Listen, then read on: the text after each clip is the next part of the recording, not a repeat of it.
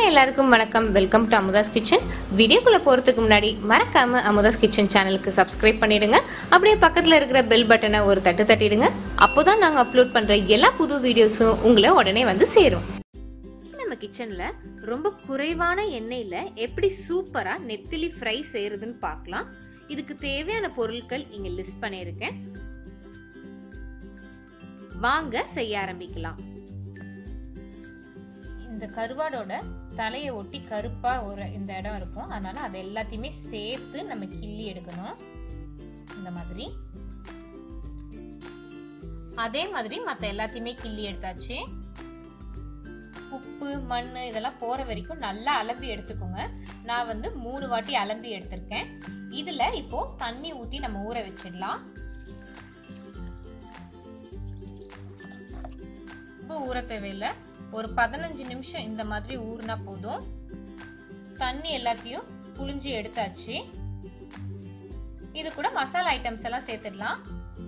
1/4 teaspoon மஞ்சத்தூள், 1 teaspoon மிளகாத்தூள், 1/2 teaspoon மல்லித்தூள், தேவையான அளவு உப்பு, 1 டேபிள் ஸ்பூன் நல்லெண்ணெய். எண்ணெய் சேர்த்து நல்லா பிசைஞ்சு வைக்கிறதுனால நமக்கு நல்லா முறுமுறுன்ட்டு வரும். இதெல்லாத்தையும் நல்லா ஈவனா பிசைஞ்சுக்கலாம். இந்த பாக்கெட் கருவாடுல அவ்வளவா உப்பே இல்லை, அதனால நான் உப்பு இந்த அளவுக்கு சேர்த்திருக்கேன். நீங்க வாங்குற கருவாடுல எந்த அளவுக்கு உப்பு இருக்குன்னு பார்த்துட்டு அதுக்கேத்த மாதிரி உப்பை சேர்த்துக்கோங்க. ஒரு 10 நிமிஷம் இது ஊறட்டும்.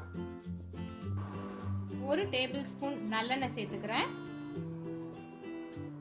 எண்ணெய் காஞ்ச உடனே கொஞ்சமா ஃப்ரெஷ்ஷான கருவேப்பிலை சேர்த்துக்கிறேன்.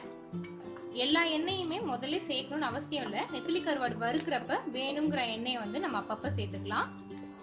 கருவேப்பிலை எல்லாம் ஓரளவுக்கு பொரிஞ்ச உடனே ஊற வச்சிருந்த கருவாடை நம்ம இது கூட சேர்த்துக்கலாம்.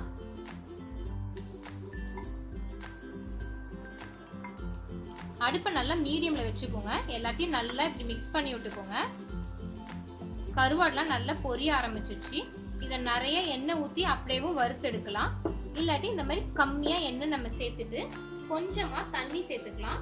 நான் 100 கிராம் கருவாடுக்கு ஒரு 1/4 கப்பு கிட்ட தண்ணி எடுத்திருக்கேன். லைட்டா இந்த மாதிரி தண்ணியை தெளிச்சு விட்டுக்கோங்க. இது எல்லாத்தையும் நல்லா மிக்ஸ் பண்ணி விட்டு ஒரு மூடி போட்டு வச்சிடலாம். தண்ணி எல்லாம் சுண்டுனதுக்கு அப்புறமா நம்ம திறந்துக்கலாம். தண்ணி எல்லாம் வத்திடுச்சு. நிறைய தண்ணி ஊத்தி அப்படியே வேக வைக்க கூடாது, தெளிச்சு வச்சாதான் நல்லா இந்த மாதிரி ரோஸ்ட் மாதிரி வரும். இப்போ கருவாடெல்லாம் நல்லாவே வெந்துடுச்சு. நமக்கு எந்த அளவுக்கு ரோஸ்ட் வேணுமோ அந்த அளவுக்கு அதை அடுப்பை மீடியம்ல வச்சுக்கிட்டு அப்படியே கிளறி விட்டுக்கிட்டே இருக்க வேண்டியதான். எண்ணெயில ஊத்தி பொரிக்காமலே பாருங்க எவ்வளவு நல்லா ரோஸ்ட் ஆயிடுச்சுன்ட்டு. அவ்வளவுதான், நம்ம அடுப்பை ஆஃப் பண்ணிடலாம். இது ரசம் சாம்பார் சாதத்துக்குலாம் பிரமாதமா இருக்கும். நீங்களும் இதை ட்ரை பண்ணிட்டு உங்களுக்கு எப்படி வந்துச்சு அப்படிங்கறத கீழே கமெண்ட்ஸ்ல சொல்லுங்க. இந்த வீடியோ பிடிச்சிருந்தா லைக் பண்ணுங்க, ஷேர் பண்ணுங்க. மறக்காம அமுதாஸ் கிச்சன் சேனலுக்கு சப்ஸ்கிரைப் பண்ணுங்க.